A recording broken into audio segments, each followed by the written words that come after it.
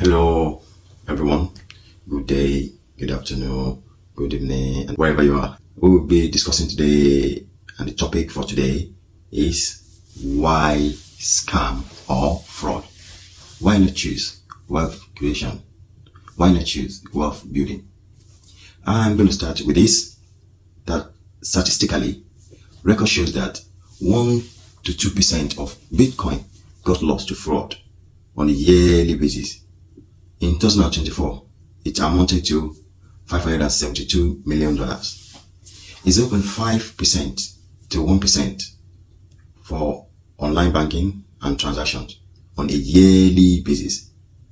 The loss on online transaction differs from one region to another. This depends on the level of security put in place by the authority of that country or society.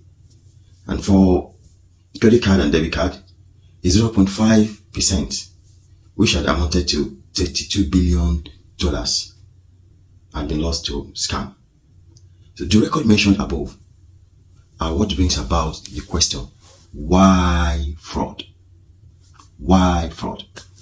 This is the era of creativity. The world is evolving every second. In the now society, one can make money out of anything as long as you are satisfying societal needs. That is doing what people want by satisfying others physically, emotionally, and psychologically. I think and believe that scam and fraud continue to grow because some among us do not want to grow source of livelihood from the beginning. They don't believe in gradual process. They want to be rich. They want to be wealthy overnight. They rather choose to steal from others because of their inadequacy, because they lack patience to build wealth. They do not want to work for wealth accumulation. Rome was not built in a day. Everything starts small. So is us as human beings. We all start from a small unit of cell into what we are today. For example, all of us start from a cell, or say a semen.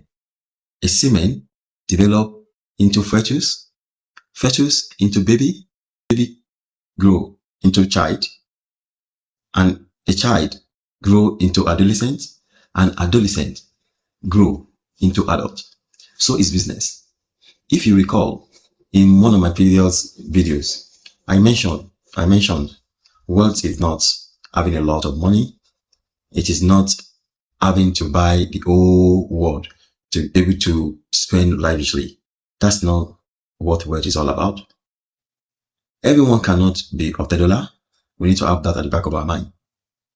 Neither we can be Adeleke, nor can everybody be Bill Gates. To me, wealth is subjective. Call it whatever. It is the affordability of needs when necessary and as at when due. That is wealth. Wealth is a state of mind. It is not impressing anyone. That is why I do say we are on this channel to learn and unlearn. You can leave a comment on what wealth means to you. What do you think about wealth? Leave a comment. Let us all rub minds together. This chapter 3 in the secrets of achievers and failures is called Creation of Wealth, which is why I'm on this channel today. The chapter 3 is called Creation of Wealth. It was written with the mindset that there are scammers, fraud, robbers, and many third world politicians, many of them, who probably do not know how to create means of livelihood except to steal from others. Remember, lavish spending from stealing doesn't make anyone rich. You are richer than them. You are richer than any person so long you work legally and are able to cater for most of your needs and desires. As long as what you are doing is legal and you are able to provide for what you want, you are better than anyone who is stealing and are spending lavishly. They are spending to impress others. You are better than them. We need to have that at the back of our minds. The steps to wealth creation is written in this chapter to guide this caliber of people through wealth creation. It's written to guide those who think the best thing about life is stealing from others, robbing others, scamming others. The chapter is partially for those who are gainfully employed. It is not for everybody. Some of us, we are already doing something. We are engaging in one business activities or the other, what I could call entrepreneurship. Because managing business for others is an excellent choice. Ownership and founder of a business is a choice, a calling for the few. Not everyone will become a founder, a CEO, or owner of a business. I'm going to give us a quick tip from the chapter 3, process of wealth creation. Tips to the process of wealth creation.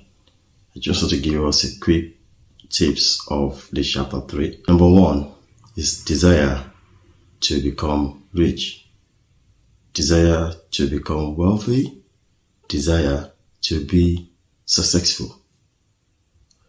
Like I mentioned earlier in one of my previous video, I refer to us as a Tao, which I said we are people who think big, who are accepting opportunity, and who are optimistic by the step we are taking. That is the meaning of desire to become rich, because that's because you think big when you desire to become rich along the way. I know we all understand that, and everyone is thinking big. Number 2 is possession of people's need. One of the process to creating wealth is to possess what the society wants, just like I've mentioned earlier on in this video. And what society wants varies from one person to another. It's not just education. We all cannot be educated, and in this new society, we can make money from anything, because this society now welcome creativity. It is the era of creativity. It could be something you learn. It could be if you're an artisan. It could be gymnastic, football, swimming, singing, musician, dancing, acrobat. People make money from a lot of things, from content creating, from social managing. There are a lot of things that people make money now through the internet, data processing, coding, and so on and so forth. So that is what you have to have after you desire to become something. The third step is development of your skills. Whatever thing we have learned, whatever knowledge we possessed, the next thing we have to do is we need to develop that skill, because development of skill make us unique, make us give quality service. It will make customer, client to keep patronizing our business. It makes us stand out. That's what leads to goodwill, what we refer to as goodwill, branding of our product. The next step is for the power of savings. When you have all this and we are making something out of what we are doing, the next thing is that we need to have savings. We need to imbibe the habit of savings. We all know what savings is. Savings is what we take after expenses, income minus expenses. Whatever we have left is refers to our savings. And what do we do with savings? Because if you have a savings and you don't make use of your savings, some people will come to the bank, get your savings, and make judicious use of that saving on your behalf. That is investing them into one business or the other. So this will take us to the next step, which is investment of savings. Number 5 is the investment of savings. Whatever you save, we should be working toward investing that savings. But under this investment of savings, I'm going to dive a bit into finance class. Investment, generally, we have a lot of investment, but majorly it is grouped into 2. We have 2 categories of this. It is financial investment and non-financial investment. Financial investment is anything we put our money for return or reward. The money works for us. we are not physically, or the person is not physically involved, or whatever, in other form, we call it passive income. And this now society, passive income. So we are not physically involved, but we put our money somewhere and the money works for us. And where we put our money, depending on where we put our money, we determine what we get, the return we get from that money. It could be interest. If you put the money in the bank, we get interest on savings, we get interest on fixed deposit in the bank. It could be dividend. We get dividend. That's the return on shares. And we all know what shares is. Shares is, we have different types of shares.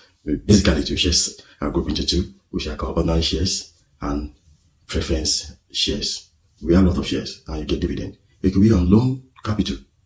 The return you get from loan capital is debentures, giving loan to business organization, and so on. Wherever you put your money and you're not physically involved in that business activities, it's called a financial investment.